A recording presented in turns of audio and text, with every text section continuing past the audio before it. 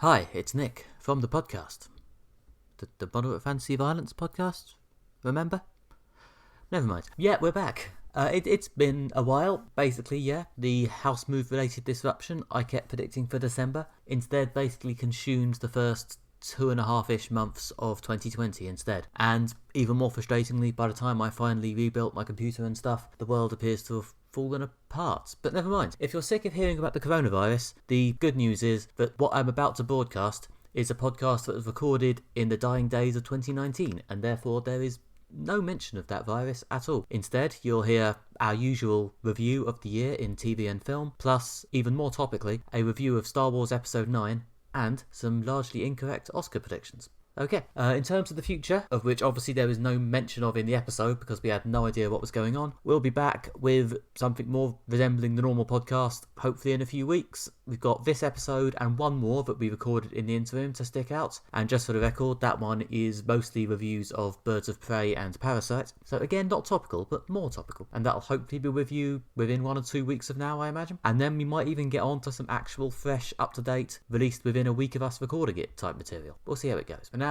I throw to myself from late 2019, a fresh-faced young man with no idea of the horrors that awaited him. Enjoy.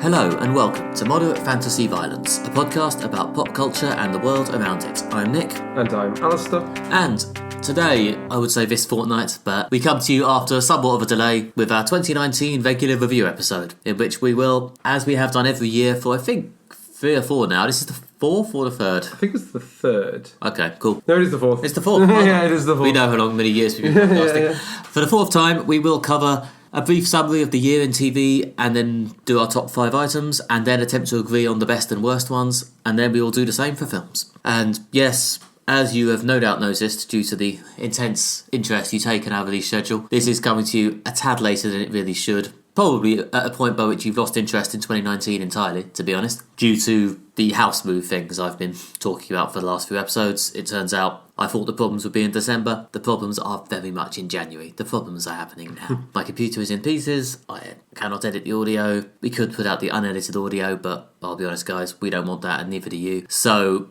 I'm afraid January will, it turns out, be a rough month for the MFV schedule. We'll be back on regular as soon as we can. Thank you for bearing with us. I'm going to stop talking about it now. And instead, we're going to move on to our recommendations section, where instead of recommending anything, I know, regular society is just falling apart, isn't it? We're going to do some coverage of a major film that has happened in the gap between our last 2 episodes. It's Star Wars Episode 9, The Rise of Skywalker, which, spoilers, is not on either of our top 5 lists, so that could be a wee hint about how this is going to go. And so we thought it was something we should probably at least briefly chat about. So that's what we're going to do, briefly, before we get into the top 5 listings. Alistair, what did you think of The Rise of Skywalker? So, I thought it was a fairly safe Star Wars film. It wasn't really bad, but it didn't really try, I think, to push the envelope or do anything particularly, original or exciting. I think, yeah, it was fairly safe overall. There were some epic battles and lightsaber fights, and these were entertaining.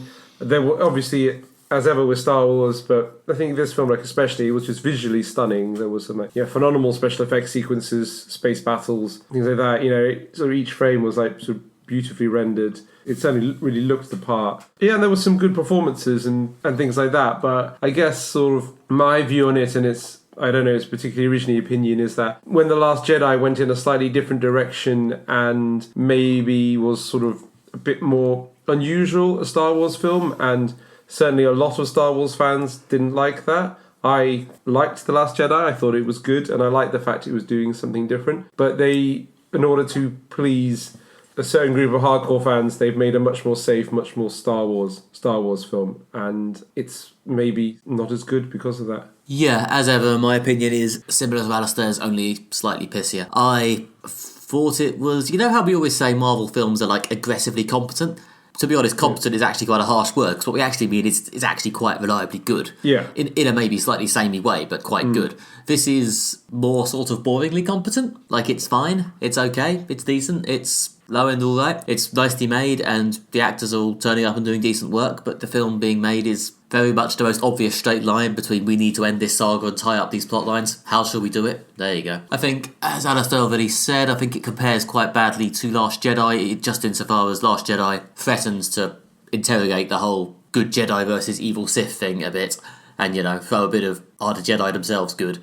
Is the war itself good? Stuff around. And this film is very much goody baddie. Pew, pew, pew. So it feels a bit safe in comparison to that. It also doesn't, I think, compare amazingly to Avengers Endgame, the other obvious recent comparison. Major ending film, major conclusive part to big saga. Just in terms of, I didn't feel anywhere near the level of genuine emotion or genuine, oh, that's an unexpected thing they've done in this big film, but they could have not done. Or, even the fan wank. There's a lot of fan wank in both of those films, but I think the Avengers fan wank felt a bit less wanky, just to get to say wank one more time. So it's basically okay. The Rey Kylo Ren storyline, which has always been the main spine of these films, gets what's probably the basic conclusion it was always going to get. Not a particularly exciting rendition of it, but the actors do a fine job with what they have. I kept waiting for them to do an unexpected kill. I'm going to refrain from explicit spoilers, but suffice to say, no one unexpected dies in this movie. There's a move where Rey does something to a spaceship about halfway through this film, which did actually sit up in my seat and go, oh, holy shit, if they've done that, that's a really interesting change. It's going to slightly change the feel of the whole film. Listeners, it was undone about 10 minutes later with very little ceremony, and then the film went back to being safe. Yeah. Whatever, that's it really. 5 out of 10. Shrug, fart noise. Yeah, so a missed opportunity to make a sort of really stellar end to the Star Wars franchise.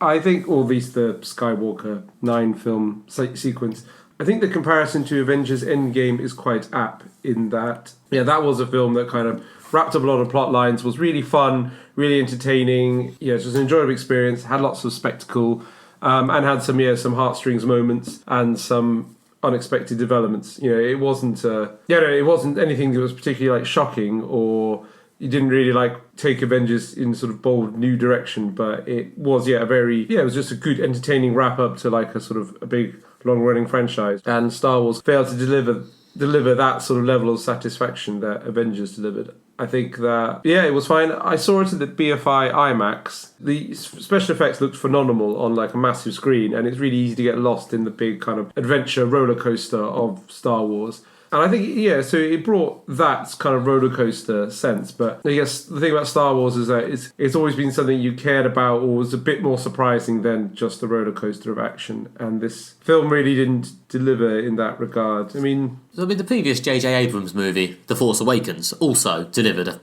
fairly safe Star Wars experience. Yeah. But did so in a way that I felt a bit more emotionally satisfied by somehow. Yeah. It felt like it was going for certain moments and landing them, and this film just felt like it was ticking down the checklist a bit. I don't know, it had some big surprises. I guess at this point I think it's safe to drop spoilers for Force Awakens, but killing off Han, for example, was quite a big emotional moment. Well, at this point it's become fairly obvious that they were knocking off the original characters one at a time, but I don't know if anyone quite expected them to go in with that at the beginning. Yeah. Obviously, this film's rendition of that is also a bit disappointing, but that's a kind of a circumstances thing, and I can't really get too critically shitty about it. Yeah, also the plot that they did have, they cannon through it at an incredibly fast rate. It's not often that I say this, but actually I think this film would have benefited for being longer, in that, and gave it maybe a bit more space to breathe, maybe a few more longer dialogue scenes. It really doesn't have any fat to trim on it at all, and it really doesn't wait around for a second. It's very much kind of what do we need to do? We need to do this. Okay, now we're here. Now we're doing this. Right, what do we need to do next? Especially for the first half, before they get to kind of the latter half, which weirdly slows down the pace in plotting when it gets to basically the huge battle. Yeah, it's a weird film in that it has a lot of plot happening in it, but also still sometimes feels like a bit of a trudge. I don't know. Yeah. I saw someone in a review, I've forgotten who it was, say that they felt it was kind of J.J. Abrams making what would have been the rest of his trilogy in a single film. Maybe they've got a point, I don't know. Yeah, maybe, yeah. I was listening to another podcast reviewing this film, and what they said is they really wanted to hear from the hardcore Star Wars fans who hated The Last Jedi, what did they think of this film? Because this film is because of them. It may not be what they want, but again, I get the feeling that the hardcore fans will never be happy. This podcast is the Truth in Movies podcast from Little White Lies. The other point that they made was that probably the hardcore fans will blame Rian Johnson for all the failures of Rise of Skywalker, as they see it as well. He's become the boogeyman of the franchise for them. But I would want to speak to someone who hated The Last Jedi to see, did they like this film? Did it deliver what they wanted? And B, why didn't they like this as well? Or is it just the fact that, like, unless Star Wars is the greatest thing ever, they will hate it? I mean, I'd be curious. I haven't really seen that much kicking off about this film in fandom circles. I think it's kind of hard to really get that excited either way. It's not taking it in a dramatically strange or social justice-y direction, but nor is it doing an amazing job of the traditional thing. It's just kind of I think they're probably sort of gently satisfied. But anyway, I don't know. I'm not going to speak for people who aren't actually here. That's fair enough. But I don't know. I think they've kind of ended up trying to please a lot of people and pleasing no one, to be honest. Or at least kind of try to please a lot of people and get with a lot of people just going, yeah, so I suppose. Yeah. Richard E. Grant was very good. The fact that him playing Big Baddie was an excellent bit. It was strange for him to come out of nowhere and become the Big Baddie, as well as I can spoil that Palpatine's in it. He was in the trailer. He's in the trailer, yeah. Yeah. The decision to bring back Palpatine, I can see where you need a big, obvious supervillain to really be evil because of the direction you're clearly having to go with Kylo Ren. Yeah. But I don't know. I felt the decision to just bring back the one from the original trilogy felt a bit sort of lazy. But I don't know. It felt like it was trying a lot of fan service in a way that didn't really go anywhere. Yeah, it was quite heavy on the fan service. But yeah, we saw Rise of the Skywalker. It was a tolerable few hours at the cinema, but I'm not sure it's actually that good a film. Yeah, it was. Yeah, I enjoyed it. I enjoyed it when I experienced it, but I think somewhat overall slightly disappointing end to the franchise. But yeah, that's the end of Star Wars until we review The Mandalorian at some point next year. Yeah, although it is interesting in a small way, but we are now in a world where there are no future Star Wars movies actually formally scheduled and planned, except for the vague rumours that keeps heading up. But anyway, I'm sure we can talk about the future direction of movies in our section we explicitly have for that later. Okay, first up, in this episode, we are going to be reviewing television from the whole medium for the year 2019. What we saw, what we liked, what we didn't like. We'll get to our top 5 shortly, but first we're just going to talk generally about the year as a whole. I would say overall, really good. There was lots of stuff I watched this year that I really liked. There was lots of surprising things that I hadn't heard of at the start of the year that, came out of nowhere too. And it's always nice to find something new and surprising. Some examples are Euphoria, starring Zendaya of Spider-Man fame, show run by the director of Assassination Nation, which I think made my top 5 films last year.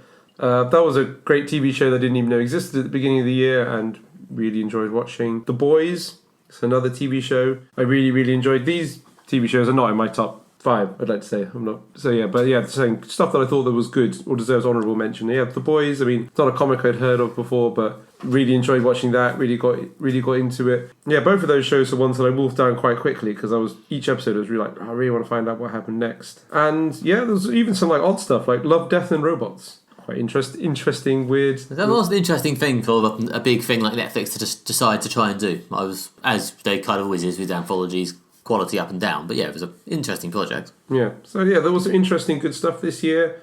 From television, yeah, lots of, and obviously there was like big tentpole TV shows. Can you say tentpole TV show? Yeah, why not? Probably not. TVs and new movies, go for it. Or the big high-profile stuff is what I should say. I guess the most obvious one is obviously Game of Thrones finished this year, and that's another thing that ended with a lot of people saying, "Oh, that was disappointing." Yeah, I mean, it's interesting that it's left a sort of vacuum in the TV space, but yeah, it's also been another slightly disappointing conclusion.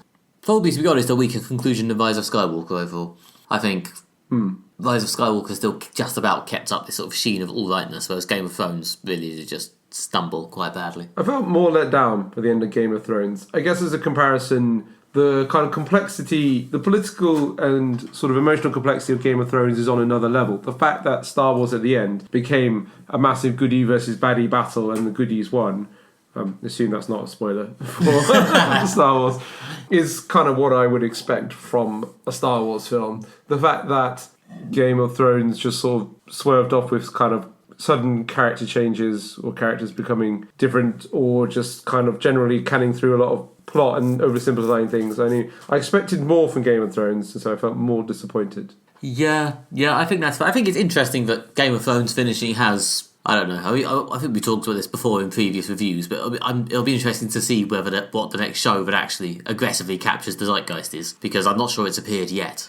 I don't think it'll be another epic fantasy. I suspect not. I mean, maybe there just won't be another one. Maybe between the fragmenting of streaming services and the fragmenting of society. Yeah.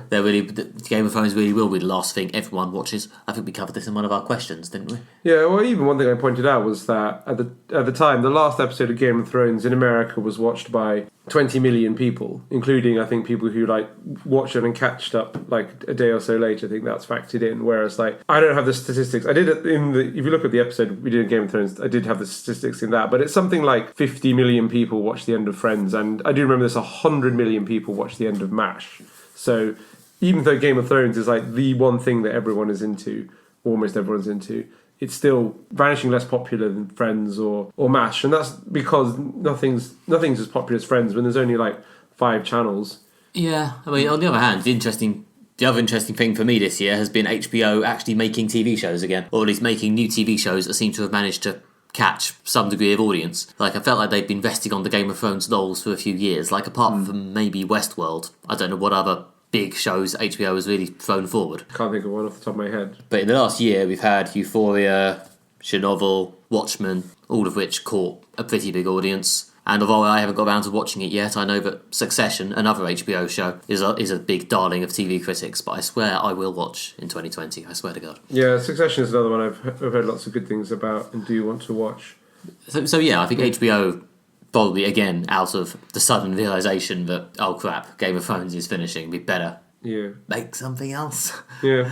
Seem to have put some stuff forward. And, it's not all been brilliantly amazing, but all 4 of those shows I mentioned, pretty good. Yeah, definitely. That's a strong half of TV for 2019 just on its own. Yeah, definitely. I'm excited for, like I say, the second series of all the TV shows. Most of those are first series shows, like Euphoria, Watchmen, The Boys. I'm excited for the second series of all of those. It was interesting that The Boys was finally a reasonably popular sort of talked about show from Amazon Prime. They did The Boys and Good Omens this year, both of which caused at least some level of, again, the zeitgeist. Good Omens especially seems to have become Tumblr's new favourite thing. But it's a adaptation of a well-known and much-loved novel. It's an adaptation of Neil Gaiman starring David Tennant. There's a certain amount of pre-baked Tumblr approval there. And based on a novel also written by National Treasure Terry Pratchett. And involving a sort of close male relationship which may or may not be somehow gay in a very, very hinty way, which they love on Tumblr. Yeah. Hi, Tumblr. I enjoyed that show. It was fun. Yeah. I think, did we cover it at the time? I can't remember. We definitely did in the recommendation section. I enjoyed it. It was a bit of a gentle stroll, but, I don't think it was trying not to be. It was fun. It was enjoyable. I think I'd been watching something quite stressful before that, so it was quite relaxing. Yeah, no, it was a good break from probably something horrendously violent.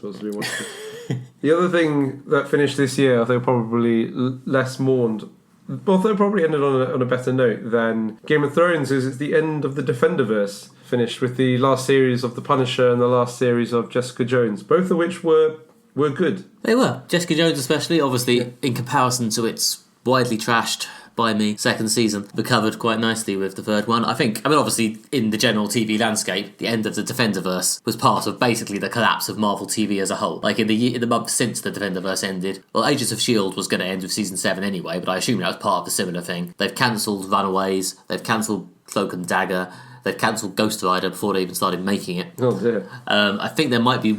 Yeah, the previous iteration of Marvel TV is basically dead now. It's being replaced entirely by those Disney Plus shows, which are more closely tied to the cinematic universe.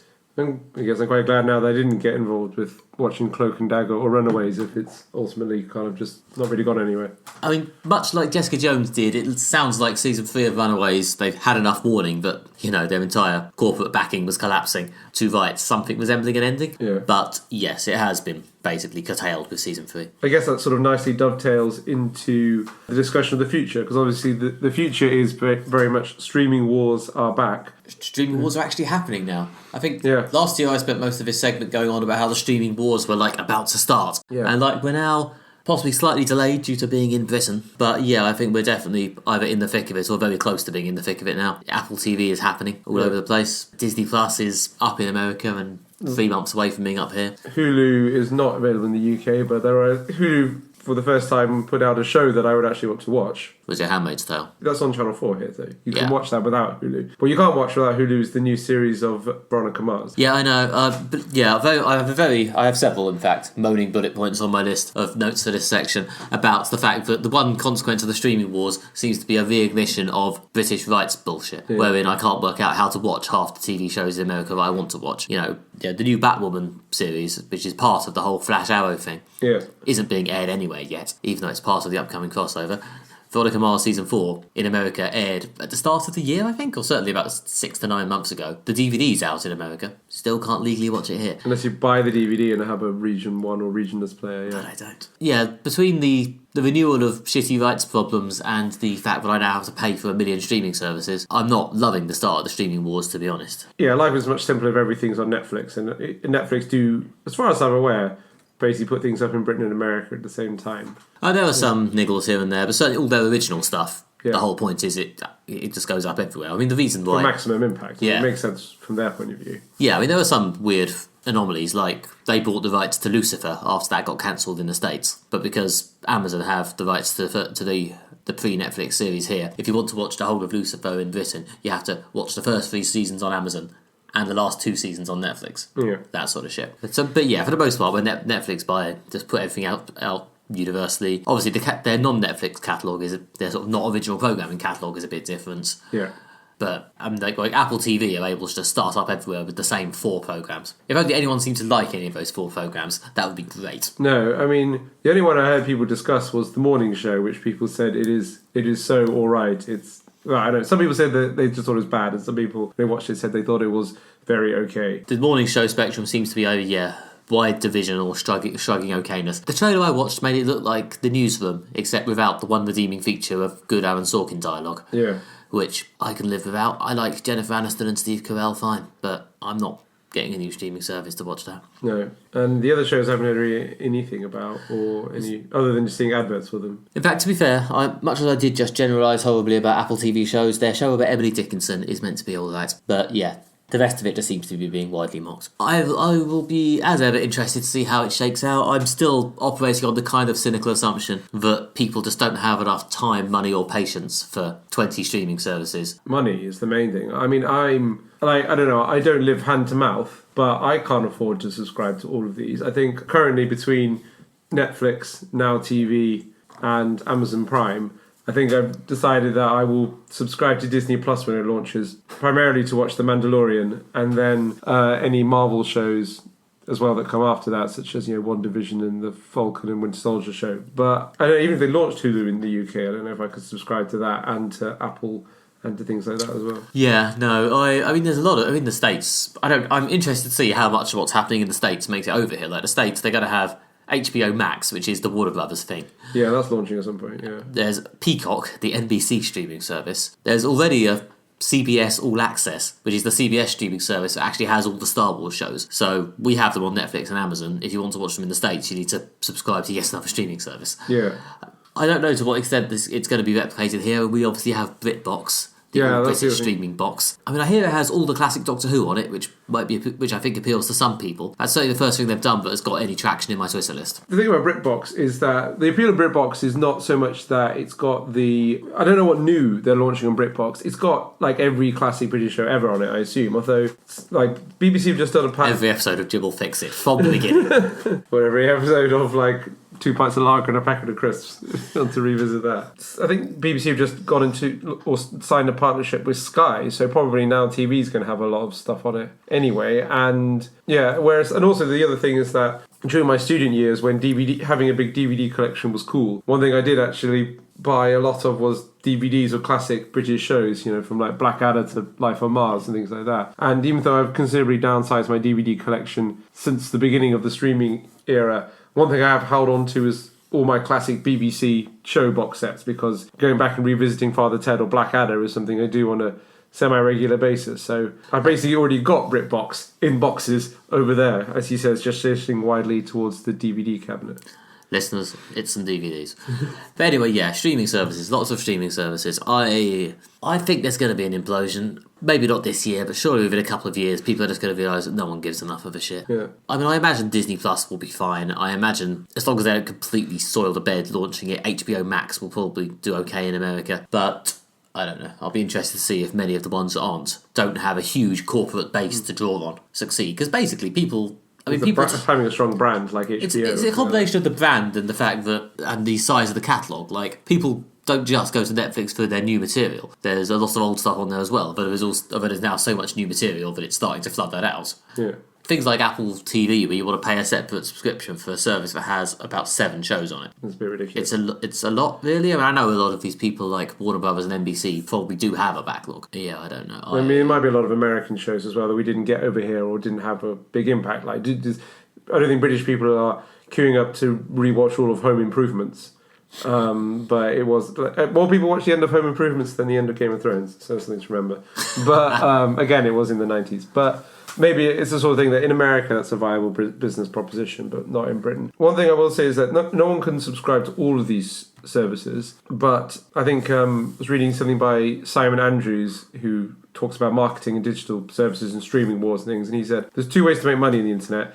You can bundle things together or unbundle them together. So the idea is basically you can either sell, I just sell this like one product and it's like exactly that, or you can say like I'm just going to put like loads of stuff together on like the one-stop shop. And people don't really want something that's kind of in the middle. Like I do like a little. That's the thing with streaming services. We're already seeing this process with like Sky are now offering a package when you can just subscribe to. You pay your Sky membership and it includes like all the streaming services through your Sky box. So we're going to end up with some attempt, I think, to bundle all the streaming stuff together. So you can have a one-stop shop for streaming, because it's either that or it'll be like a format war, and after a brief period of there being different things, some of them will drop away as inevitably they become less popular and unsustainable, and it'll focus down to a few. Well, yeah, I mean, making TV shows is, I hear, quite expensive. I know that there's comical amounts of money available in the American media corporation system, but I feel like making a decent TV show with spending enough money on decent actors and decent writers, it's going to get a bit backbreaking if you're making like 4 or 5 of these and no one's watching them. They're just going to drop away, aren't they? I mean, it's hard work. Me even imagining getting aggressively into, I don't know, the morning show. And I still feel half convinced that within about a year, Apple are going to decide that actually they've got better things to spend their money on than average-looking TV shows. But even if they had one hit show, that doesn't sustain a streaming service. Well, no. Even if Apple TV had something that, say, was as good as The Good Place, a show I really like, which is also not in my top 5, but it was good this year. If The Good Place was on Apple TV, I don't think I'd subscribe to it Apple TV. Like, just having Veronica Mars on Hulu is not enough to subscribe to it. So to get someone to sign up to a streaming service, you need to have a wide-ranging offer. Well, yeah, I think people will get more pissy about that the more streaming services there are. I mean, I continue my subscription to Netflix and Now TV, even though occasionally, for a week or even 2 to 3 weeks, I don't always use one or more of those services. But if there's 17 of them, I might get a bit more picky. Anyway, having talked in the macro a lot about TV shows, shall we now talk about a few specific ones? Yes. Okay, so, starting with me, because why not? And yes, those of you who've taken the trouble to read my top 10 TV shows on the website, you may know a lot of what I'm about to say, but whatever. At number 5 is Russian Doll, the miniseries thing. Well, it's not a miniseries now, they've commissioned a second one. But anyway, the Groundhog Day-esque series from Netflix, starring Natasha Lyonne as a woman who is forced to relive the same day, or over the same period of time, starting from the same point again and again, going back to it every time she dies, in a weird purgatorial sense, and it does all, of course, turn out to be a metaphor for how she's been dealing quite badly with various traumas. It's a nice, short, to the point, well-formed series. I think 6 to 8 half-hour episodes. Gets to it pretty quickly. Reliably funny, reliably touching towards the end. As I say, I don't think they need to make that second series, or at least I am slightly cynical about the need for it, and I hope they prove me wrong. But the first series, certainly by itself, was one of the best things I watched this year, and I liked it a lot. Yeah, I like this show. It's not in my top 5, but I did really enjoy it. And yeah, it's a great little concept for a show. It's kind of dark, it's funny, it's got some quite moving bits. It was generally really entertaining. I thought it was just a tight concept, well executed, which is why I'm also a bit cynical about the fact they're doing a second series. And it was like a nice surprise. It was one of those things that like, I saw people tweeting about it and people saying, no, you should watch this, it's really good. So I watched it and it turned out it was really good. Yeah, no, I didn't really know this was happening particularly until I saw a trailer for it about a week before it dropped. It looked interesting, but everyone seemed to love it when it actually happened. Yeah. It's nice that Netflix have such a ludicrous amount of stuff in production, but sometimes they just pop out something like this. Yeah. It's a very scattershot approach because a lot of what Netflix make is rubbish, but, occasionally it pays off. Yeah. Alright, cool. What's your number 5? My number 5 is the second series of Derry Girls, the show that narrowly missed out on being in the top 5 last year. But yeah, the second series was just as good, if not possibly even better than the first series. This is a show set in the 90s in Derry in Northern Ireland during the time of the Troubles, about a group of high school girls and one boy who's, because he's English, has been sent to a girls' high school in Northern Ireland so he doesn't get the living shit kicked out of him. And yeah, it's funny, it's heartwarming, it's touching, it's a great show about nostalgia. There's like, for example, there's an episode in the second series when they're going to see Take That in concert. When an actual specific concert, which was apparently quite a big deal at the time in Northern Ireland when Take That came. But yeah, so there's lots of nostalgia, but I think at the same time it's quite a clever commentary on nostalgia and the fact that nostalgia is usually a rose-tinted view of the past, and we forget all the bad stuff about the Troubles, which is in the show. So the show, I think, is quite a clever commentary on nostalgia, as well as also getting the kind of nostalgia viewers in. So I really like it. Yeah, no, I also watched this. It's not in my top 5. In fact, it didn't even quite make my top 10, but it was a lot of fun, and I think I slightly preferred the first series, possibly just because the big emotional moments at the end landed slightly better for me in the first series than the second. Yeah. But nonetheless, it was a really good show, and it's nice that there's a big British sitcom doing sort of big critical acclaim, big success at the moment. It feels like it's been a while. I don't know if I'm just talking bollocks, but I can't remember the last time I was watching a British sitcom and thinking, yeah, this is really great, I'm really into it. Yeah. Thick of it, maybe? Yeah, something like that. And yeah, third series comes out next year, so we've got that to look forward to, and 2020. And for those of you who can't wait, there's also the Derry Girls do the Great British Bake Off Christmas special. Is that actually good? It was funny. Okay. Your number 4? Okay, well, from one drama about historical troubles to another, very, very comparable one, it's HBO's Chernobyl, briefly mentioned earlier, a docudrama about, the nuclear disaster at Chernobyl, and how it happened, when it happened, the ramifications of it happening. It was interesting, and again, an exciting change for something like this about very serious, borderline educational subject matter did seem to become a big deal and become very, very the thing people were talking about for the 5 weeks it was on. Deservedly so, because it's just really, really good. The first 2 or 3 episodes especially are just downright mouth hanging open, staring at the TV, harrowing. Although it's merely number 4 in my list, because I'm making this according to my whims. Possible the first couple of episodes of Chernobyl might have actually been the best TV episodes I watched this year. Yeah, this is a brilliant show. I thought it was amazing. It's got a phenomenal cast. Jared Harris, especially, is the kind of main character, is great, but also, Stellan Skarsgård, Emily Watson, people doing amazing performances. And yeah, weirdly, a TV show that ends with a man explaining how a nuclear reactor works in what is a lot of detail is incredibly compelling, and the fact they managed to turn the whole thing basically into a long lecture about how the problems with the nuclear reactor and what happened. It's phenomenal. They managed to make that dramatic and make it not just dramatic, but make it absolutely riveting. And also the show is full of some really sad and very gory bits, and you can see at great detail you see the effects of exposure to large amounts of radiation, and the whole thing is quite harrowing. Yeah, if you didn't know that being hit by a nuclear meltdown was bad before you watched this will definitely, educate you. Yeah, but it was a brilliant show. Yes. So yes, that was my number 4. Alistair, what was yours? So from one meltdown to another, my 4th favourite TV show of the year was Fleabag, the second and I assume final series, from nuclear meltdowns to personal meltdowns. Again, the first series of Fleabag was a surprise hit back in 2016, I think. Oh yeah, that was the last British sitcom everyone was talking about. Yeah, that was a huge hit. The second series is great and not quite as dark or bleak as the first series. I think actually, despite the fact that I guess the big meltdown in her life occurs at the end of the first series, and the second series is kind of her pulling her life back together and ending up being okay. Plus it has Andrew Scott playing an anonymous character who's just since been dubbed as the Hot Priest. He's very, very good.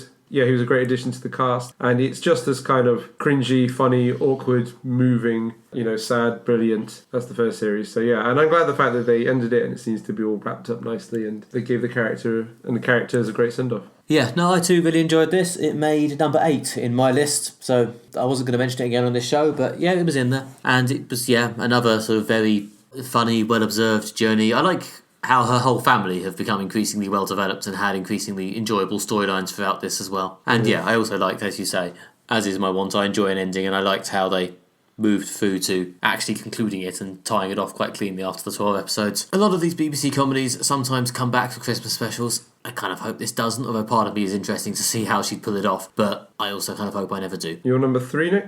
And my number 3, trying to think of a dubious segue, but I don't know, another female-centric drama I watched this year was Glow, the Gorgeous Ladies of Wrestling from Netflix. I was very high on the show last year. I believe it was I think it might have been number 2 in my top 5 on this show, and then appeared as number 1 in my top 10 on the website because, again, whimsical. But yes, I do remember that, yeah. That is correct. I do remember that personal portrayal. Glow is about the behind and in front of the scenes events at the real life, although I don't think this is really a docudrama, more of a inspired by drama, wrestlers of the Gorgeous Ladies of Wrestling, led by Alison Brie and Betty Gilpin. Although at this point it's kind of done the Orange is New Black thing, where over the years they've fleshed out the entire cast, so although the main character still gets a reasonable chunk of screen time, they're no longer quite as obviously the core of the whole thing, and there's a whole cast of people I really like. As I've said many times now about Glow, my biggest criticism of it is that I only get 10 quite short episodes a year, and also it's ending next year, whereas I feel like the quality of the show and the depth of the cast could easily stretch to longer or more episodes, which I would like. But yeah, nonetheless, if you haven't seen this, it's great. It's one of my favourite shows on Netflix. For some reason, even though a lot of people seem to watch it, I always feel like it's somehow underappreciated. Glow, I don't know why, but anyway, yes, so I'm throwing it another recommendation here. Yeah, I don't know, I've never watched it. Maybe people think it's more of a niche thing because it's about wrestling. I always get I think that maybe it's held back when people think that I'm not really interested in wrestling, so I wouldn't be interested in this. Yeah, the wrestling stuff is handled with a sort of affectionate comedy, or it's clearly silly, but it's also being played very, very straight by Alison Brie and the rest of them as this sort of thing that they're all taking deadly seriously, and it somehow works. As far as I'm aware, there is not an outcrop of wrestling fans who think Glow is taking the piss out of them. So yeah, a strong recommendation. What's your number 3? My number 3 is, following on from what you just said, it was also my number 1 last year, which is Legion, Series 3. So yeah, I put Legion number 1 in my list last year, just as you put Glow number 1 last year. Yeah, and I want to say the fact that I think Legion has moved from position number 1 to position number 3 is not, I think, a reflection of the fact that the show has got worse. It's just, I think Legion has remained consistently good. Series 1 and 2 were both my favourite things in the previous years. The series remained consistently good. I just think that 2019, there were 2 shows that were even better than Legion. But I really liked the end. It was great. They threw in time travel, the show that was already maddeningly complicated and utterly bizarre. They threw in time travel, and of course the way time travel worked was the most bizarre Legion possible way it could work. It was, everything went from Legion. It was weird. It was very weird.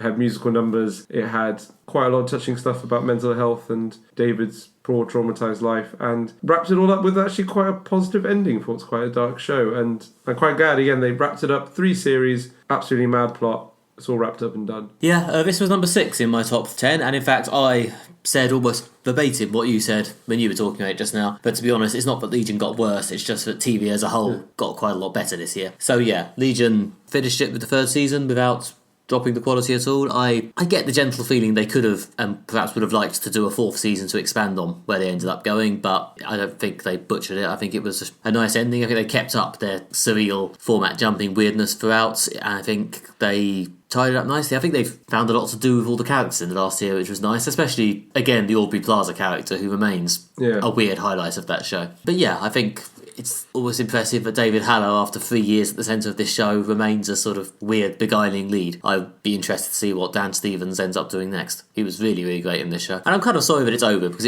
even outside of the sphere of comic shows, there really isn't much else like it. It's one of the few shows that could actually pull off the sort of borderline Lynchian weirdness thing and actually have it work. Yeah. And although I do think there are shows that are better than it, clearly, because it's number 6 in my top 10, I think it does a certain thing incredibly well, and I think it not running anymore is, until the next season of Twin Peaks is commissioned, I guess, a bit of a loss. Also, the thing about Legion is it's one of the shows actually I'm really up for rewatching. I'm not a big rewatcher of shows because I kind of always feel like there's so much out there that I've not seen. Like, I don't feel the need to go back and rewatch Russian Doll when I haven't seen Glow, for example. That's how I think. I know a lot of people feel very differently about TV, but Legion is something I really like. I actually would really like if they put it all back up on Now TV at some point, or it goes on Netflix. I will really enjoy, I think, sitting down and watching the whole thing from the beginning to the end and just seeing like the full arc of it in all its glorious weirdness. Well, yeah, I think the upside of the sort of 3 seasons and out thing is it did feel like a coherent storyline. I can genuinely believe they had that planned from the beginning. It always felt like they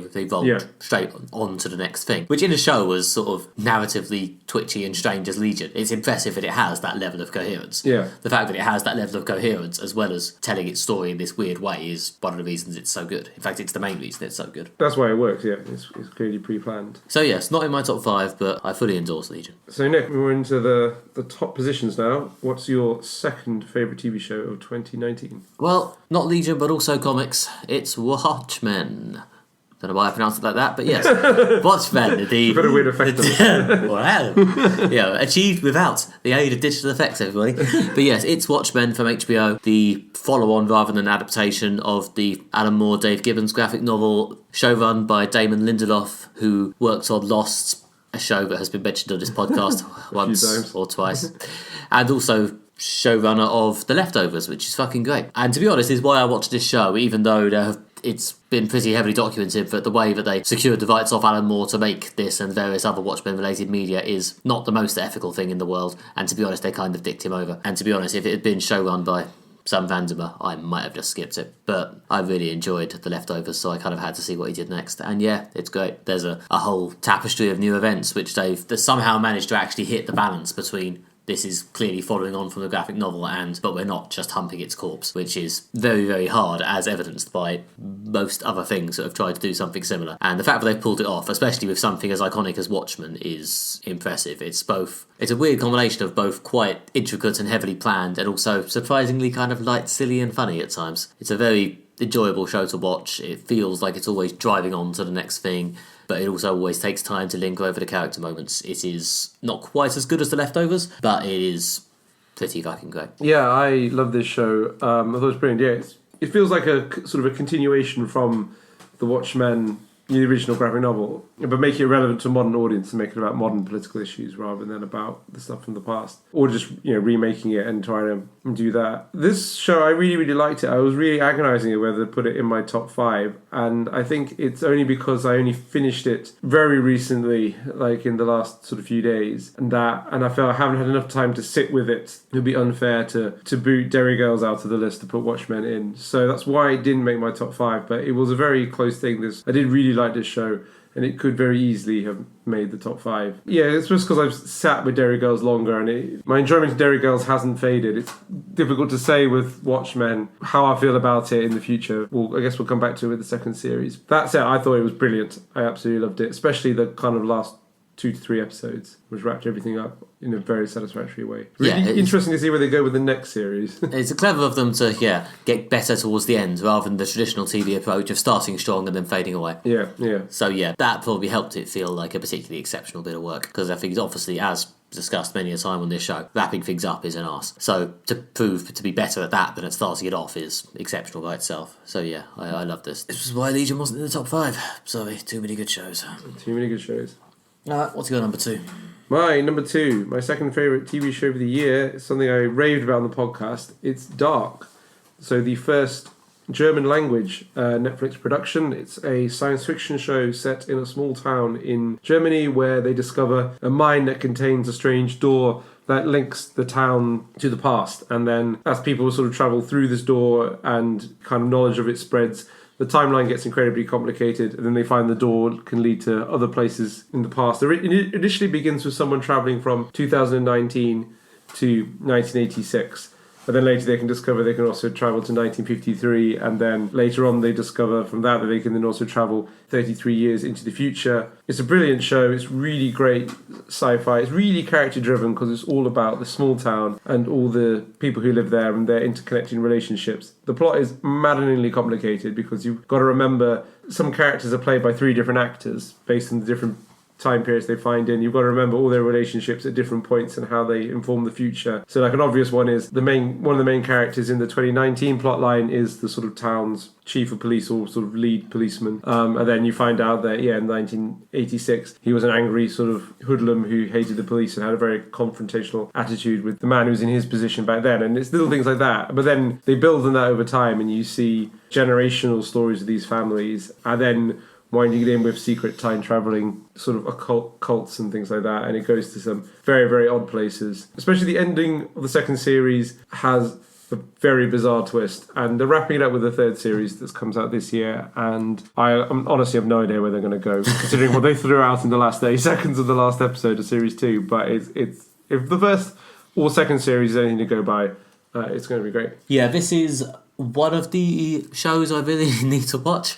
It's basically this and Succession. I come away from this year thinking, okay, I should get around to watching those. I think I sort of concluded that since they're wrapping it up this year, I would try and get through the first 2 seasons in the opening few months of this year, and then I would be ready. So yeah, that's probably what I'm going to try and do, because you're not the only person who's been saying that this is one of the standout TV shows of the last couple of years. I do hear that this is pretty great. I would recommend that. One thing is, the reason why Dark Series 1 wasn't in my list last year is that I didn't see Series 1 last year. So this year, I watched Series 1, and then shortly after I watched Series 1, Series 2 dropped. And I did benefit from watching them close together, just to have all the character relationships straight, all the different plots that span multiple time periods and multiple families. I'm highly considering, just before Series 3 comes out, rewatching Series 1 and 2. Partly because, again, I don't rewatch stuff, but I did really like this and I would like to rewatch it. And also I think it would help my understanding of Series 3 to have it all straight in your head. So if you've not watched any Dark, watch Series 1 and 2 now before Series, and then watch Series 3 in succession, and you'll probably appreciate it a lot. Yeah, I think that is the goal. At some point Google when Season 3 is dropping so I can plan this out. But yeah, my big TV viewing plans this year, to be honest, finally get through Dark, finally get through Succession, and by then I'm sure more things that I should have watched would have aired. Would have appeared. Right. Okay. Drumroll time. Nick's favourite TV show of 2019. My favourite TV show of 2019, for people who have not read it on the website, is Orange is the New Black. This is probably a little bit from the personal preference list, but I really enjoy this show. It's by far my favourite thing of the current streaming era. I find its sort of blend of genuinely harrowing bleakness and both dark and light comedy to be absolutely directly up my street. There's the sort of massive world building of it, the sort of scale of the cast and the deepness of the lives of all the characters is something I, again, as someone who likes sort of big serialised narratives when done well, is something I find really, really compelling. I like the sort of ongoing moral ambiguity of it. I like the fact that they've kept it going over the years and they've cleverly kept it moving through these phases, some of which have been more successful than the others. Seasons 3 and 5 specifically of Orange is the New Black are perhaps a bit, but yeah, I like the way it's moved through its serialised run and kept things moving and interesting. I think when it's good, it's absolutely amazing, and happily the final season, which aired this year, was a really, really good, strong conclusion. I was in a mess of emotion throughout. It was a lovely final run and I absolutely adored it. So yes, I'm happy with this as the big one. I'm happy to give it its as a sort of valedictory final award. I'm aware I have given it number 1 position before, but I don't regret that either. Love this show. Happy to give it one more number 1 before I can never do it again. Yeah, I haven't seen the final series yet, and I do really need to. But I really liked all the series leading up to it, and I'm glad that it's ended on a high. And as we just said, it's difficult to wrap things up. So I'm really glad that they've wrapped it up well and given it a proper ending. Because rather than it being one of those shows that are like, oh, your first few series are great, and then it kind of goes downhill, like so many shows. Whereas this one actually, the fact that the quality remains consistent throughout is a great sign. But yeah, the fact they moved it on to sort of Supermax prison in season 6, and it sort of provided them with a tiny little final burst of adrenaline. That sort of slight pushing of things becoming more secure and more bad has, I think, just shot them through the final couple of seasons. No, they had they had the riot, and then they had the Supermax, and then in the final series, and Piper being out, so they can actually address life post prison as well. Isn't it? A little bit, although everyone else is still in Supermax. Yeah, but there's a sense of progression which I guess keeps the tension high. Yeah, it wisely doesn't seem to sit on its laurels in one place for too long. As I say,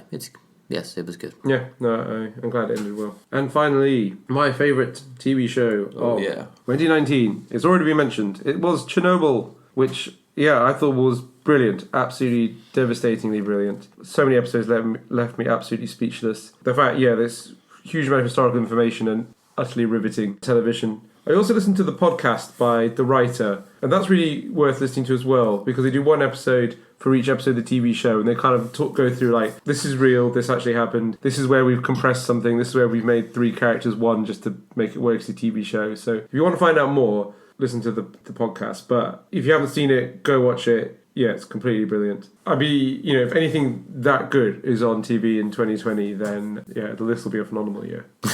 Yeah, we already covered Chernobyl, of course, at number 4 in my list. But yes, it was really, really good. Especially the first few episodes I thought were, among the best of the year. So fair enough. Yeah. Right, so if we're doing top 3 aggregation. Consensus time. Well, consensus, I guess the highest ranking thing on both lists is Chernobyl. Yes. That was also the only thing on both lists. Yeah, so... Although I said Legion was my number 6, so... We could do... So it's and you said you really liked Watchmen as well, so... I did really like Watchmen, but I also did really like all of Orange is the New Black, and I'm sure I will like the final series when I get around to... It's true, although you haven't actually seen the season that comes out in the year we're reviewing, so it seems a bit of a fudge. So, do you want to put Chernobyl at number 1? Yep. And then, I don't know, what do you reckon? Chernobyl, Watchmen, Legion, or Chernobyl, Legion, Watchmen? I could get behind... I probably preferred Legion to Watchmen. But fair enough. Legion is very much my show. Well, Legion's the one that's actually on both lists, yeah, sort of. So yeah, that was comparatively painless. The moderate fantasy violence top 3 is number 3, Watchmen, number 2, Legion, and number 1, Chernobyl. Nuclear Annihilation for the win. Nuclear Annihilation for the win. Although, yeah, a fair representation of geeky comic book adjacent shows. Yeah, generally we seem to have enjoyed comic book adjacent shows this year more than straight adaptations. It's nice that they've, moved into the comic book adaptations premium telly and actually have found a way to make it work rather than just making lots of, at times, slightly stodgy Netflix shows. Right, and now a brief break from all the positivity. Yeah. The worst shows of the year. Do you want to go first? What order we were doing it in? It was me first. You always first, yeah. Yeah, my worst one of the year. I did. To be honest, it wasn't actually that hard to choose this, as I managed not to watch that much Complete Bilge this year. It was basically just a short fight between 2 or 3 things. I considered Game of Thrones, but although it was not great at times, I didn't think it was as flat out annoying as the one I actually chose. And His Dark Materials was a bit flat and boring, but wasn't quite that bad. But no, the worst thing I watched this year was Killing Eve Season 2. Fuck it all the way to hell. Oh yeah, that was a colossal disappointment. It's partly, I think the disappointment factor is a big part of it. Maybe I wouldn't have cared as much if I hadn't actually liked the first season. But yeah, you may remember Killing Eve was... It was your number 1. It was number 1 on the podcast and number 2 on the website last year. Yeah, it was... It sure isn't confusing. It was number 2 on my podcast list, and I think it was our number 1 overall favourite TV show. So How the Mighty Have Fallen, I did not like it. It was not good. I thought it was a kind of dull, plodding shadow of its former self. A couple of episodes which sparked up a little bit, but overall I was just very bored throughout. No, I wasn't impressed at all with the second series. It was really See How the Mighty Has Fallen. We can only assume it's because Phoebe Waller-Bridge was not involved in Series 2. I've heard some people say she's coming back for Series 3, but I'm not sure if this has been substantiated. No, the third season showrunner is someone else. I mean, maybe they'll be getting more notes from her or something, I don't know, but they brought on a third person for the third season. It might get better, I don't know. I will probably keep a vague eye on the coverage before deciding whether to actually waste another few hours of my life on it. Yeah, so very much the British Jessica Jones. A little bit, yeah. But, maybe that means it will slightly improve in Season 3. Who knows? Yeah, well, there's low expectations going into Season 3. So, yeah, that was my big TV complaint of the year. What was yours? So, my least favourite thing of the year on TV, I didn't actually see that much bad stuff this year. I had that problem as well. It was hard to choose. I found it hard to choose, yeah. Yeah. And again... disappointed by Game of Thrones, but I think it would just be basically trolling for me to say it was the worst thing I watched on TV this year, because it plainly wasn't the worst thing I watched on TV this year. Probably the most disappointing thing I watched on TV this year was BBC's War of the Worlds adaptation. The show you commandeered the recommendation section for a few weeks ago just to complain about. Yeah, to complain about, because it had to be done. I've been waiting for a while for a Victorian era adaptation of War of the Worlds. And this was not what I wanted. It was just kind of dull, not particularly interesting, lacked tension, just looked a bit shoddy at times. Robert Carlyle I thought was trying his best, damn it. But other than that, it was sort of disappointing. It was just, in one word, disappointing. And I didn't even bother watching this because by the time I had got to the point of considering it, the Twitter reaction was very much in, and it was very much, this is garbage. Yeah, so. I feel very much that War of the Worlds and Killing Eve Season 2 can be summed up certainly as most disappointing things of the year. Yeah, partly maybe just due to the commitment involved in TV shows. I don't tend to watch that many of them if it's clearly going to be bad. But when it's the second season of something I liked, I always feel compelled to give it a shot. Yeah. Oh well.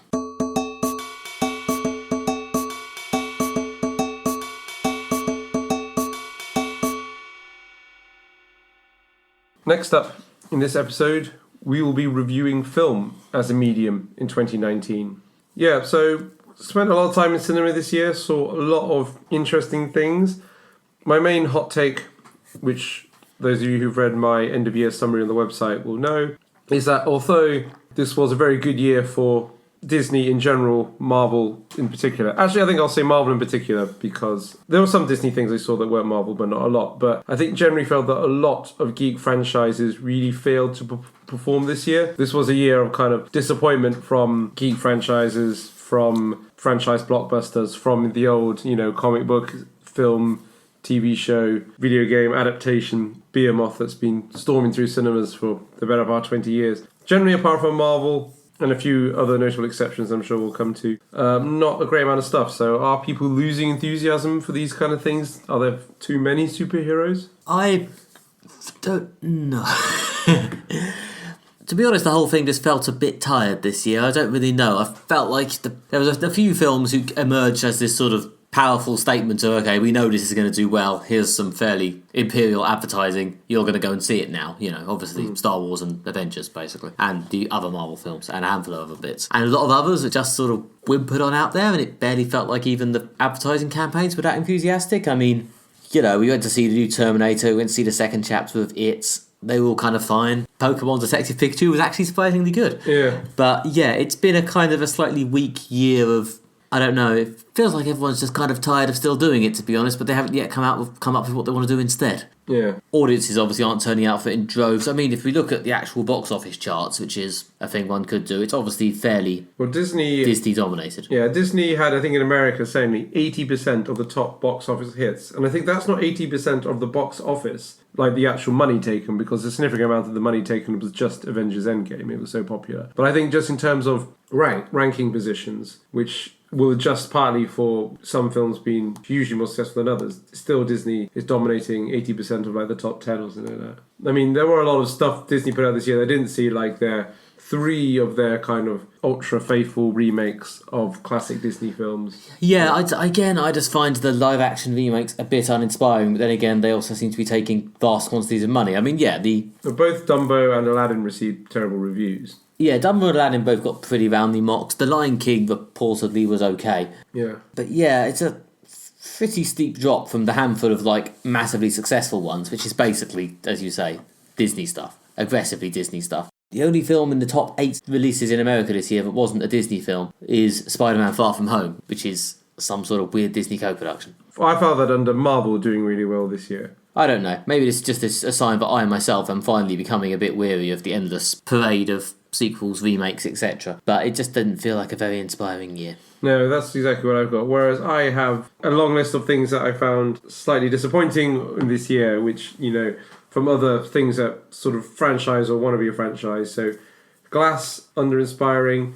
Men in Black International was bad. Some stuff that I didn't see that had terrible reviews, like Charlie's Angels or the Hellboy film. I mean, we just go on with things that really didn't impress. I mean, Terminator Dark Fate wasn't bad. Terminator Dark Fate wasn't bad, but it also wasn't great. Star Wars, we could say was a bit of a disappointment, or brought the flashes and the bangs, but not a lot else. There was no really surprise this year. Nothing like the previous years. Get Out and A Quiet Place were really kind of unusual. Kind of that's really cool and interesting and grabbed attention. Yeah. Well, no, I mean the things that aren't existing sequels was Once Upon a Time in Hollywood, but that barely counts. There's Knives Out, I suppose. Well, that is an extension of the Rian Johnson brand, but still it did okay. Once Upon a Time in Hollywood was. Yeah, I mean, I liked it. I thought it was a good film. Yeah, it's Tarantino. It's still just another slice of Tarantino's Tarantino. Yeah. But yeah, it just felt like a bit of a shrug. I mean, it'll be interesting to see what happens next year when Disney don't have quite as many big obvious tentpoles coming. There's not any Star Wars. There's some slightly less massively bankable Marvel films, potentially. And then I don't know which of their live action remakes they're doing, except for Mulan, which I've seen the trailer for. Yeah, that's coming out this year, I think. Or even that. I mean, I feel like they've done a lot of the big obvious ones, but I'm sure they'll find more. Yeah. The other, thing about this year was the year of the auteur versus geek cinema backlash when Scorsese Scorsese insults Marvel films, says they're not film. Martin Scorsese doesn't like superhero films. Yeah. Alert the media. Oh, Yeah. no, you already have. Yeah, exactly. And then they went round asking every auteur what they thought of Marvel films. Francis Ford Coppola didn't like them. Ken Loach doesn't like them. Asking Ken Loach what he thinks of Marvel films is a bit odd, because Ken Loach is a man who makes films about gritty working class people in Britain suffering under the yoke of Tory tyranny. So he brought out Sorry We Missed You this year, which I saw and thought was very good. And it's a really sort of compassionate film about the pressure that 0 hours contracts puts on people's lives, and how it can really screw people up. I mean, it's not even in the same universe as. Sorry, I was about to say it's not in the same universe as a Marvel film, but that makes it sound like they're one's better than the other. They're just so different. It's like, I don't know, going and asking someone. I don't know. It's not really a fair comparison, and it's a ridiculous thing to say. Well, no, they're not really. I mean, I'm sure they have sub-audience crossover, such as you, but they're not really competing for the same money. No, for the most part. It's odd, but that was one of the features of this year. There was I mean, maybe it's just the circles I move/tweet in, but I feel like people have been talking a bit more about films that aren't superhero sequels. As a result of the superhero sequels outside the few big ones being a bit dry, but maybe I'm just over-projecting. People still did probably spend most of their time talking about either Avengers or arguing about Joker. Yeah, or Star Wars. I mean, there was a few good indies things I saw this year that I can recommend that aren't in my top 5, obviously, like Blue's Story was really good. You may remember that's the film that had the controversies because there was like a machete attack at one of the screenings. I went to see that and I thought it's a great film. There have been some other good indie films this year. Sorry, We Missed You, I've already mentioned. So yeah, there was some good stuff going on this year that wasn't disappointing remakes of like 90s classics like Men in Black. Yeah. Yeah, I must admit, this was possibly connected to the general uninspiringness of it. This was a year in which I didn't go to the cinema that much. I had 17 films on my list of items to select from for this list. And the number of them that aren't things we cover for the podcast is small to the point of being 0. Cool. So yeah, it's not been a year that has enticed me to the cinema much. No.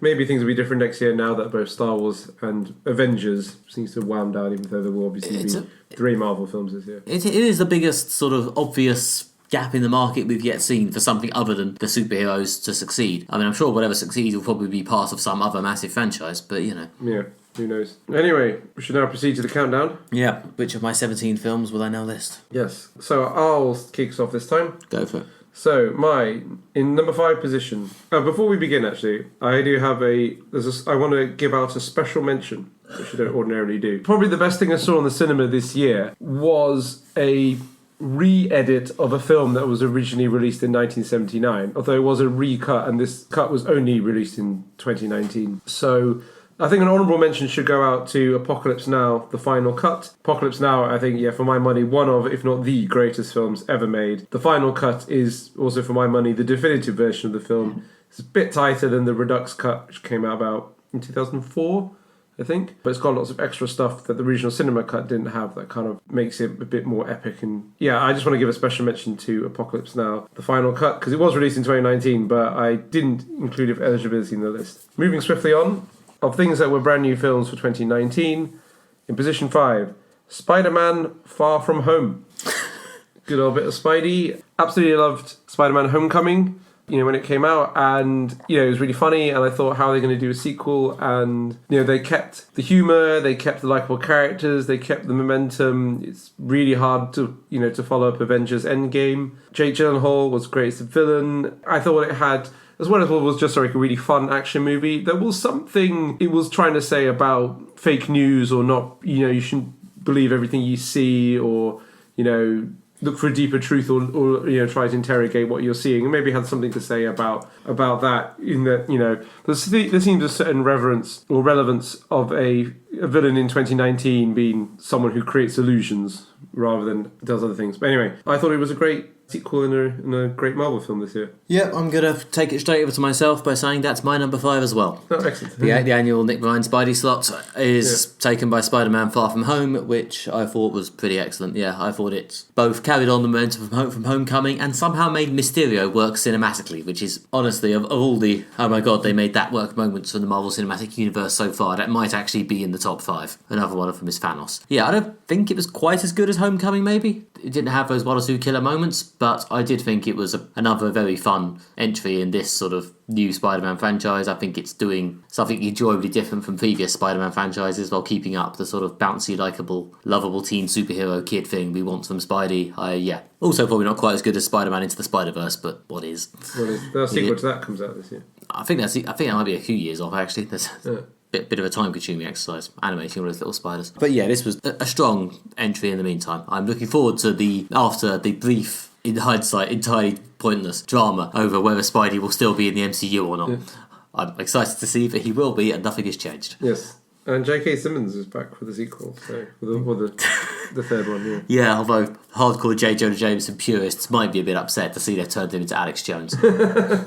I don't know. I think that again, it's reflecting the modern age, just as how Mysterio, I think, is a reflection of some of our modern fears and paranoias. Again, I think they're doing something interesting with that. That's why I continue to like Spider-Man. Yeah, it's valid. It's mostly just that J. Jonah Jameson is usually portrayed as at least sort of vaguely likable in the comics. He may hate Spider-Man, but he's a good newsman, and I don't know if he could quite pull it off with Alex Jones. Well, let's see. He may hate Spider-Man, and he also lies and sells shitty health supplements. But aside from that, good dude. Good dude. Good dude, anyway. Moving on, my fourth favourite film of 2019 was a film that came out right at the beginning of 2019, nearly a year ago. Yeah, and it was kind of the first thing I saw in 2019 that really grabbed me and thought that is really cool. It is The Favourite, starring, again, trademark national treasure, Olivia Colman, Rachel Weisz and Emma Stone, in a drama about two women competing to be the favourite of Queen Anne in Queen Anne's court in the early 18th century. It's a really interesting, really weird, pretty surreal at times moments, just very odd. It's very entertaining. It's very funny. Some great performances. Last night, before this, I watched the director, who's Danish, and I'm not going to attempt to pronounce his name because I will butcher it. I watched one of his previous films, The Killing of a Sacred Deer, and I can say that The Favourite is, even though it's very weird, it is one of his more accessible films. It's funny, and also what I liked about it is it's about a period of history we don't see much about. We get endless historical films that are like Tudor ones. Sometimes you get Civil War things. Obviously, a lot of World War II history and Roman history, and Wars of the Roses stuff. But so the Queen Anne period is an interesting period of history. So anyway, and Olivia Colman, much deserved Best Actress Oscar win. Yeah, I did want to see this, to be honest, mostly after Olivia Colman won an Oscar for it, although a lot of people seem to like it, but it came out as well. So yeah, this is a film I have not seen, much like I suspect a lot of the things you're about to mention, but it sounded good to me. Yeah, there's definitely at least one thing on this list to come that we saw together, so... Oh, okay. Cool. Excited to find out. Nick, what is your fourth favourite film of 2019? My fourth film of 2019, much like every film in this list of 17, is another one we have both seen. It is The Irishman, a film by already mentioned superhero-hating man Martin Scorsese. I hear he's also directed some films, but mostly he hates Iron Man.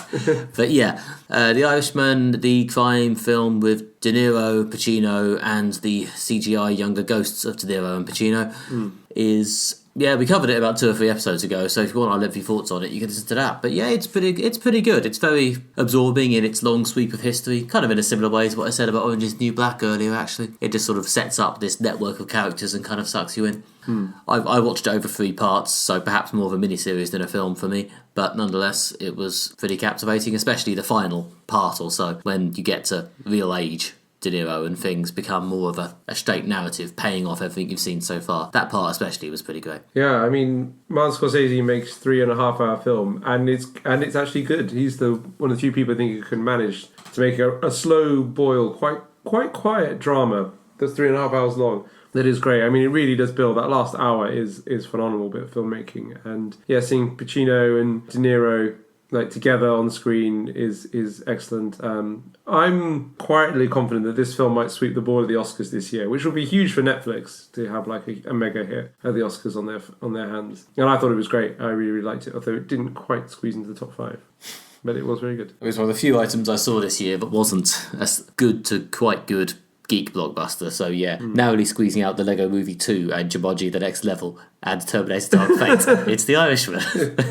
Well, we've seen a broad range of stuff this year. Yeah. Oh, and narrowly squeezing out Us, actually. One of the few films I did see this year that wasn't a blockbuster and didn't quite make the top 5 because I just thought it went a bit wildly awry at the end. Yeah, Us, it was in number 7 in my list of films of the year. So Us also, although I did really like it, missed out on the top 5. Okay, number 3 for you? My number 3... film I absolutely loved. It was Knives Out, directed by Rian Johnson, starring, among others, Daniel Craig, Chris Evans, Jamie Lee Curtis, Toni Collette, a whole host of other people. It had, a phenomenal cast. A sort of pastiche Agatha Christie film about the supposed suicide of the kind of patriarch of this big sort of dysfunctional wealthy American family. The man who died obviously is also a famous mystery writer, and obviously he's all of his children and grandchildren are struggling to get their hands on his money after he dies, but there are questions around the manner of his death. At the beginning of this film, there's a big thing saying don't spoil the twists, and I won't spoil the twists because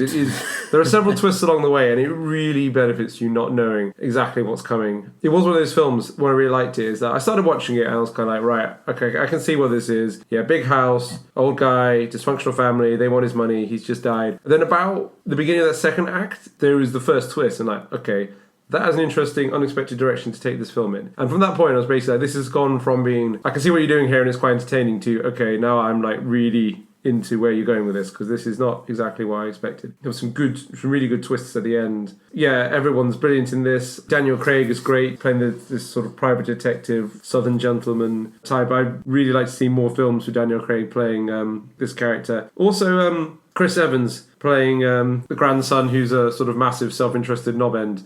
Was good. It's actually nice to see him doing an unpleasant character, a charming but unpleasant character, following up on the charming and pleasant Captain America. Yeah, I've heard this is amazing. This is probably the succession of my cinema year for me. This is the one film I do kind of wish I'd gotten off my arse and gone and seen, because it sounds like everyone had a jolly good time. It's funny and it's got good twists. Yeah, no, I will actually make an effort to click on this when it comes on streaming services, I swear.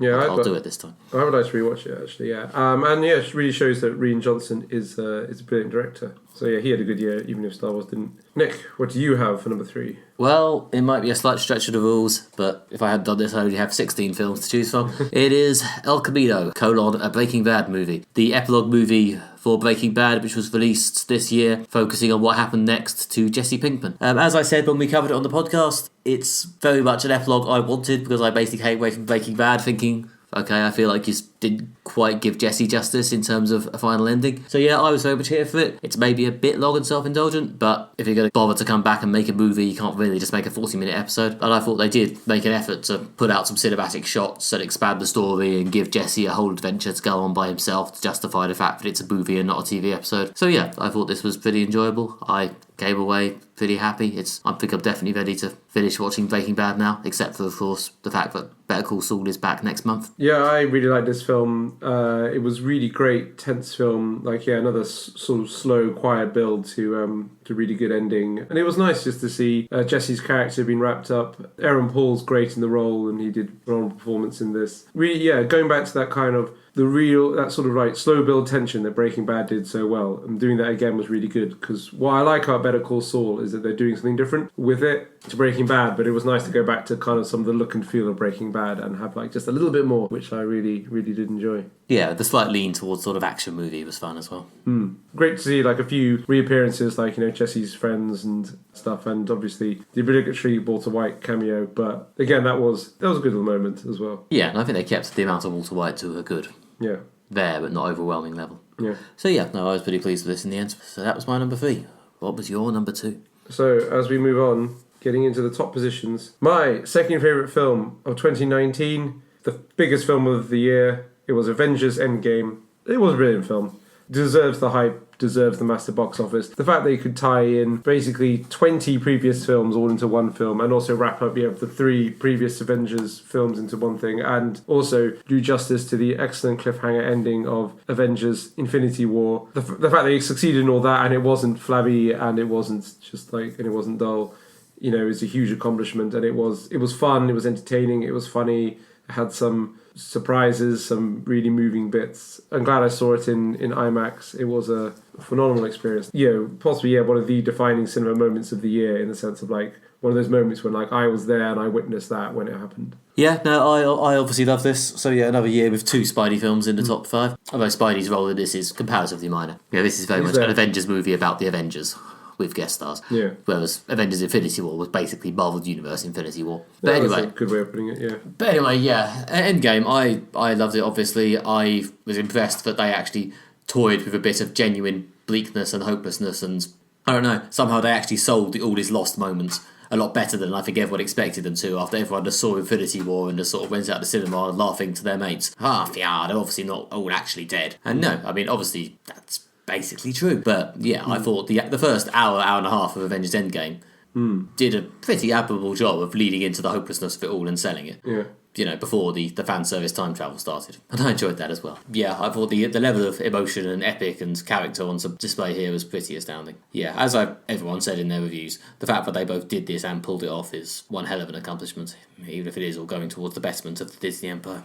Yeah, but it was a phenomenal cinematic achievement, and I really enjoyed it. And Silence was one of those things that, with maybe in 10, 20 years, it'll be one of those, like, where were you when Avengers Endgame came out? It might be one of those films that really lives. Like, like, where were you when, Star Wars or Return of the Jedi came out, or things like that. It will be, if anything endures from 2019, it's likely to be Avengers Endgame. I think so, yeah. I think especially as 2 other big cultural endings that could have competed ended up, to varying degrees, not feeling like quite as epic as they perhaps as successful as they could have done. I think Avengers is going to end up standing out of it. Yeah. So, Nick, was your second favourite film? My second favourite film of the year was one of the other non-blockbuster films that I saw and enjoyed. It is the already mentioned Once Upon a Time in Hollywood by Quentin Tarantino. A film which was again quite quiet and quite long, but I just enjoyed the back and forth, mostly between DiCaprio and Brad Pitt, to be honest. I thought their characters had a nice relationship, and especially DiCaprio, who's getting some enjoyable roles as he goes up and plays a series of washed-up losers. And his current one here as this sort of washed-up Western actor was, I thought, particularly interesting. And yeah, I don't know why, but I find these Hollywood nostalgia films work quite well, especially when they're allowed to really be tinged with sadness. And plus some more of this weird historical revisionism that Tarantino seems to be getting really into. Yeah. Which I don't quite know what his point is. I don't really know why he's doing it. But I do find it, if he's going to have a thing, why not? I just find it quite weird and funny. So yeah, I don't know.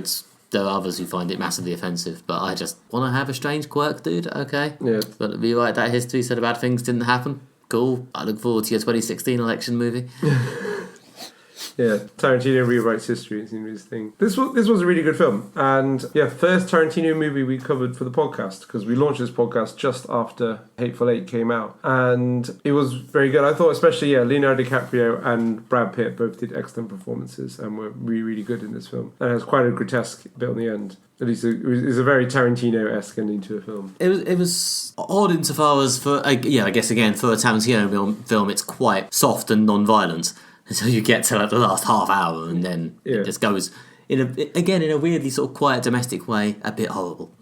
But yeah, no, I just really enjoyed this as an experience. I just enjoy it. It's very long, a lot of very long films on the list. In fact, 3 out of 5 of my films are what I would describe as very long. But yeah, I just enjoyed sitting back and luxuriating in it. So, my number 1. Okay. Best film I saw in the year. Possibly the only film I saw this year that, one of those films that left me sort of speechless for hours after the cinema with like how hard it sort of hit me in the feels. It was a big hit from the London Film Festival in 2018, If Beale Street Could Talk, which is a adaptation of a James Baldwin novel about life in New Orleans for this young couple, played by actors who I'm not particularly familiar with, Stephen James and Kiki Lorraine. Set in the 1960s, they're trying to start a life, and their life is kind of ruined when the husband in the couple, or later husband, gets accused of a very serious crime and sent to prison. And it's about will their relationship survive. The film is, I think, really ambiguous about Did he do the crime? Did he not do the crime? I don't know, on balance he probably didn't, but the film never explicitly goes out and say that this is a total miscarriage of justice. It's more about how being sent to prison affects their relationship and all the things about their lives and the complicated sort of family dramas this creates and the sort of difficulties between the two families. And it's got some great long scenes, some phenomenal bits of acting, some really tense scenes, quite sort of chilling bits, especially the bits to do with the prison. Yeah, it's a very, very powerful film, and I'd recommend it to everyone. Yeah, no, I didn't see this. Obviously, for some reason I thought it came out last year. But yeah, I know you really liked it. I would recommend it. Yeah, it's especially be interesting in the '60s. And it's a film about sort of race, policing, crime, and things like that. So Nick, that was my favourite film of the year. What was your favourite film of the year? Well, you might have been able to work this out by process of elimination, everybody. But my favourite film of the year was, in fact, Avengers Endgame. The big superhero film with all the superhero fighting. Yeah, I pretty much did my bit on this during Alistair's segment just now, but yeah, I thought it did a good job of doing the big superhero film with the superhero fighting and injecting just enough emotion and resonance into it, so it felt like it was doing a bit more than that. I thought the scale of the plot's impressive, but also weirdly the small scale of this actual film is kind of impressive. There was the epic ending to the first 20 films of the Marvel franchise or whatever it is. There's quite a lot of people just sitting around and having a chat in cafes in their front rooms, and it worked quite well. Yeah, it's mainly just those 12 characters or so. Yeah, whoever the core Avengers are, yeah. Well, yeah, I think, again, by doing that thing I mentioned earlier of powering down to the core Avengers in the final film, yeah, that was the right choice, I think. And it's one reason why I think this choice to split this film into a two-parter actually works, when it could have been self-indulgent, because they did turn it into this very specific story about the core Avengers, having done all the big team-up stuff in the previous film. Yeah. So, they pulled it off. They did the comic thing on the cinema screen. I liked it. It was incredibly good. There was a part of me was almost ready to view it psychologically as a jumping off point. Do I need that many more Marvel films? But realistically, I'll go and see Black Widow and Eternals anyway, because you, the podcast listener, demands it. I get the feeling they may not do another Avengers film again. One that's or at least if they do another Avengers film, it'll be groups of the Avengers together. They won't do one that's every single character we've done and bring them together. It seems like this film was huge and got everyone in. Well, this film and the one before it was huge and got everyone in. And that's probably about as big as they could realistically get before it becomes a problem. So this does feel like a point when putting everyone together and giving everyone a substantial role, or at least an relevant role in the film. This is the last time I feel they could really do that. And I think it's worth saying that, again, that it is a phenomenal accomplishment, the fact that this works. I mean, the fact they can get it to work at all. It's just, and it works as well as it does. It is just a phenomenal accomplishment. And it is, I think, will be one of those films that will be be remembered in the way that, Star Wars films were, or, Indiana Jones. Stuff we're still talking about 40 years after they came out. Yeah, I imagine so, yeah. I imagine there'll be a degree of historical cherry picking. Some of the less memorable Marvel films will probably fall away, but this sort of, the main run up to this Avengers thing will probably stick, I think. Yeah, that's our prediction. Right, consensus time. I think, Avengers Endgame, based on what we just said, has got to be the number one. I think so, yeah. Was Far From Home the only other one we both mentioned? We both mentioned Far From Home. So, yeah. So we want to put Spidey in the top 3 as well. Yeah. What were your other 3? There were things I haven't seen, weren't there? It was Favourite, Knives Out, and Beale Street. Yeah. Okay, so out of the ones I have also seen, which one do you want to elevate out of?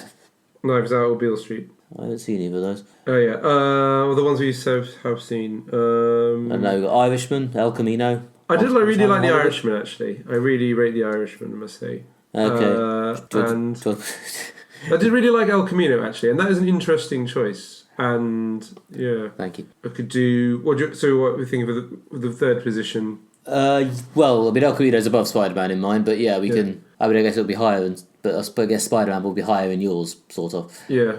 Well, we're at the same position for both of us. So I could do Avengers, maybe The Irishman, Spidey, or would you prefer El Camino? No, I think Irishman's actually in my lists. Yeah, okay, fine. Avengers number 1, Irishman 2, Spidey 3. I think Martin Scorsese would be happy with that. Yeah, being sandwiched in between 2 Marvel films. Yeah. Yeah, I mean, for that alone. So that's our top films of the year. Avengers Endgame, The Irishman, Spider-Man, Far From Home. There we are. Right, finally... the worst thing we had to endure in the cinema this year. Yeah, as we mentioned, there have been some mediocre franchise films this year. I think we do have to put a big caveat on this, though, which is neither of us have seen Cats. We were never going to. We're never going to see Cats, but everyone has said it is stonkingly awful. Yeah. So aside from Cats, which I nearly did go and see just for this segment, but then decided I wasn't going to do that. The worst part is if he'd done that and invited me, I'd probably have gone. Just if we'd had the time. Yeah, just to see how bad it was. That side, I'll go first because... Okay, sure. My worst film of 2019, quite easily the worst thing I saw in the cinema this year, was X-Men Dark Phoenix. Same. Did nearly consider putting Joker in to troll people, but the Joker, although it has its issues, is nowhere near as much of a no one cared about this is badly made event as X-Men Dark Phoenix. Yeah, well, the thing about the Joker is that everyone I've spoken to either loved it or hate it. Me and Nick seem to be the only people I've met who thought it was all right. It had some good bits, it had some bad bits. Yeah. The Joker is not, in my opinion, as bad as X-Men Dark Phoenix, a film which was clearly just released because they had it lying around. A film which, if the Fox Marvel buyout had happened 6 months to a year earlier, when they were a bit earlier in the production for that film, I swear to God they might have just looked at it and thought, oh, actually no, just knock it on the head, mate, just don't release it. We can't be bothered to spend time and money promoting this half-shot piece of shit. But because it was mostly finished when the buyout happened, we had to watch it nonetheless. Yeah, and it's just bad, the plot's almost nonsensical. There's not much particularly to say that's good about it. I mean, they got Fassbender and James McAvoy and Jennifer Lawrence back, and for some reason, I don't know why they bothered to come back for more X-Men films after how much they clearly didn't like being in X-Men Apocalypse. I don't know, James McAvoy always seems to be trying. Yeah, he does seem to I never look at him and see the sadness in his eyes the same way I do Michael Fassbender and Jennifer Lawrence in the last few X-Men films. Yeah, this film actually, as bad as it is probably better than X-Men Apocalypse. It is probably, so yeah.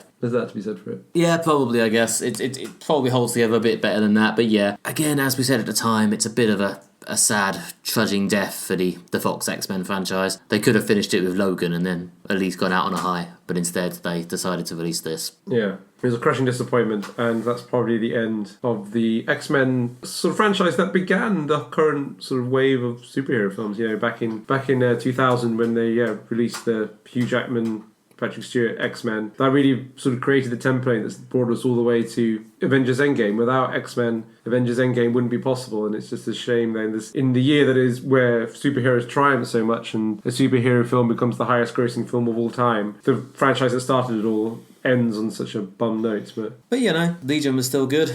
The X-Men comics, as we've said on this podcast before, are currently good. Yep. So, maybe one day they'll remember how to make a good X-Men film as well. Yeah, well, maybe now it's owned by Disney, they'll restart the whole thing and it'll be different, and then we'll get a fresh lease of life into X-Men. I mean, I'm sure it's coming. I guess they're taking their time over it because they probably had existing plans. But yeah, I will be interested to see in a few years what Disney decides to do with the X-Men. But for now, we just have Dark Phoenix, and it's bad. Okay, and that is it for that podcast and indeed for 2019. Thank you very much for listening and, of course, for your patience in bearing with us through the intermittent scheduling of hopefully just this month. If you want to read more from us in the meantime to fill your time while you wait for the next episode, you can go to moderatefantasyviolence.com where you can read various essays and stuff from us, including our best of 2019 TV and film articles, which we posted around the end of December. And if you particularly enjoy these episodes, or those articles, or anything else under the MFV brand, you can go to your podcast app of choice and leave us a nice review, and we would very much appreciate it. If you want more from us, you can find us on Twitter, where we're at MFV Podcast, and you can also follow us on Facebook by searching for Moderate Fantasy Violence. I've been Alistair Ball. If you want any more from me, you can find me on Twitter, where I'm at AlistairJRBall, and you can find more of my writing at redtrainblog.com. I've been Nick Bryan. You can find me at nickbryan.com on the internet or at nickmb on Twitter. And that really is all we've got, I think. Thank you very much. We will be back in an indeterminate amount of time, hopefully not more than 2 or 3 weeks, but again, who knows. Thank you very much. Goodbye. Bye.